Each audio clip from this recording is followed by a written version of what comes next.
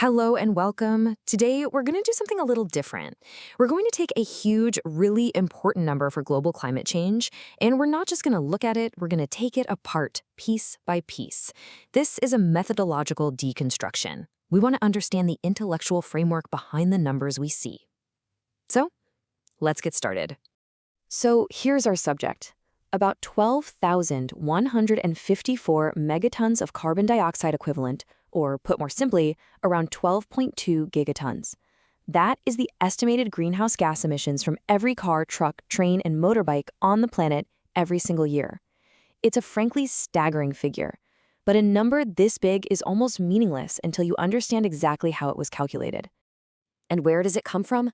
Well, it all comes from this one single, comprehensive analysis. For our purposes today, you can think of this infographic as our entire world. Our goal is to unpack it, to pull apart every single variable, every assumption, and every calculation that's been baked into this model, so that by the end, we don't just know the final number, we actually understand its architecture. And here's our roadmap for doing that. First, we're going to put that big 12 gigaton number into context. Then, we'll slice it up and see who the biggest emitters are. After that, we get to the core of it all, the formula they used. From there, we'll dive deep into the factors, fuels, and all the assumptions behind that formula. And finally, we'll talk about why this kind of modeling is so incredibly important. Okay, let's start with that grand total itself, because before we can even begin to dissect this number, we need to be really clear on what it represents, and maybe just as importantly, what it doesn't. This quote, right from the source material, is probably the most important concept for our entire analysis today. This isn't a bottom-up count, adding up the emissions from every single vehicle on Earth. That'd be impossible. Instead, it's a top-down midpoint estimate. That means the model starts with big, macro-level data, like the total number of cars in the world, and then applies simplified average assumptions about how they're used. Getting this distinction is absolutely fundamental to understanding both the power of this kind of model and its limitations. All right, now that we have that foundation, let's start peeling back the first layer of this onion. Where exactly are these 12.2 gigatons of emissions coming from? I think the answer is probably not what you expect. So, take a look at this. If you were to guess what the biggest chunk would be, most people would immediately say passenger cars. But that's not what the data shows. Not even close. Trucks and buses, when you combine them, account for almost half of all land transport emissions, a whopping 49%. Passenger cars are a huge piece of the pie for sure, at 37%, but they are not the dominant source. The rest is filled out by rail and 2- and 3-wheelers. And this table gives us the hard numbers behind that chart. Just look at the difference. Trucks and buses pump out over 6,000 megatons, that's 6 gigatons of CO2 equivalent a year. That is over 1,500 megatons more than every single passenger car on the planet combined.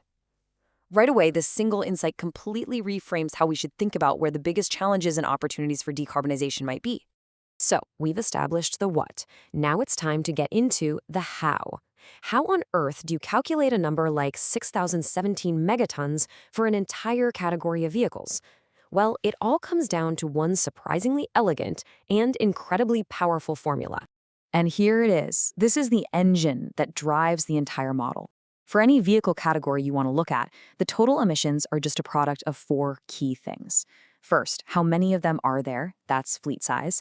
Second, how far does each one travel in a year on average, annual distance?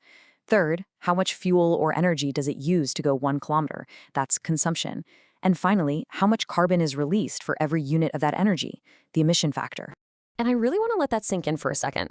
Every single emissions number in this entire analysis, from the smallest category to the biggest, is calculated using this exact same 4-part formula. That methodological consistency is what makes the model so powerful. It allows us to make apples-to-apples comparisons across completely different types of transport, from an electric scooter to a diesel locomotive. Okay, now it's time for the real deep dive. If that 4-part formula is the engine of our model, then the numbers we plug into it are its fuel. So now we are going to go through those variables one by one and really scrutinize the data, and just as importantly, the assumptions that feed this whole calculation. Let's actually start with the last variable in the formula, the emission factor, or EF. For fossil fuels, this is pretty straightforward. It's mostly just chemistry. A liter of diesel has longer hydrocarbon chains than a liter of gasoline, so when you burn it, you simply release more CO2. It's about 2.7 kilograms for diesel versus 2.3 for gasoline. These are the baseline figures. But what about electricity? This is where it gets a lot more complicated. The emission factor for an electric vehicle obviously isn't zero. It depends entirely on how the electricity it uses was generated, and as you can see, this varies wildly around the world. The electrical grid in China is far more carbon-intensive than the grid in Europe. So, to get one global number, the model creates a sales-weighted average of these major markets, which gives them a global average of 0.45 kilograms of CO2e per kilowatt-hour. The complexity doesn't stop there. The model also has to deal with vehicles that use multiple fuels, like plug-in hybrids. And to do that, you have to make an assumption about how people use them. This slide shows some of those key choices. The model assumes plug-in hybrids run on electricity half the time. It assumes most trucks and buses are diesel and that most inner-city rail is electric. These are exactly the kind of simplified operating assumptions we talked about earlier, and they're essential for making a global model like this actually work. Okay, so let's put this all together and make it concrete. Let's walk through one full calculation for just gasoline cars. The model starts with a global fleet of 865 million of them. It assumes they drive, on average, 17,500 kilometers a year, with an average fuel consumption of 0.085 liters per kilometer. You multiply those three together, and you get the total amount of gasoline burned. Then you just multiply that by our gasoline emission factor of 2.3 kilograms per liter, and you get your final answer, about 2,960 megatons of CO2 equivalent.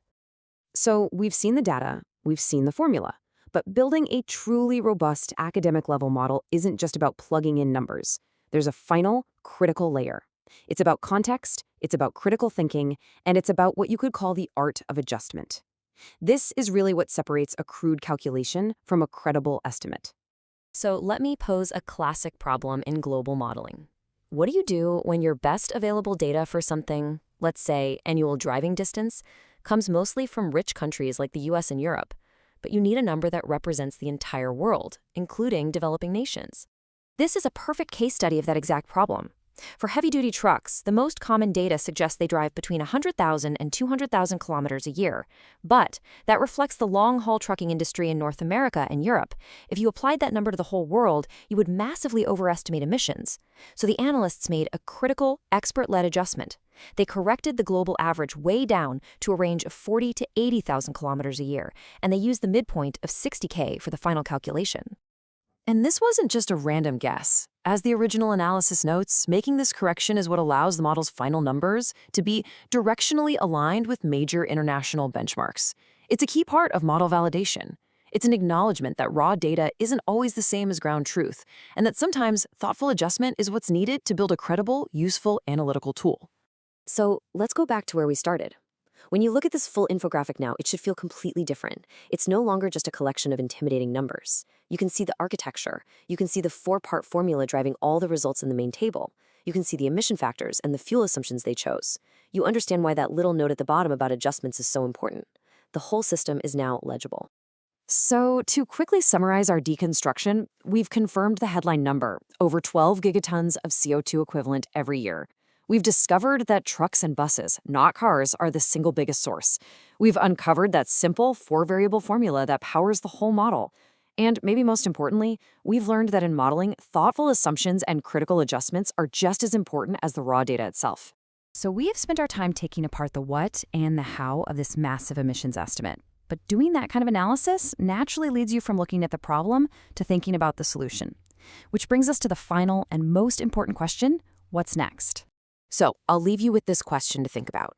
Looking back at that core formula, fleet size times annual distance times consumption times emission factor, if you had to pick just one of those variables to change, which one holds the most powerful key to decarbonizing transport?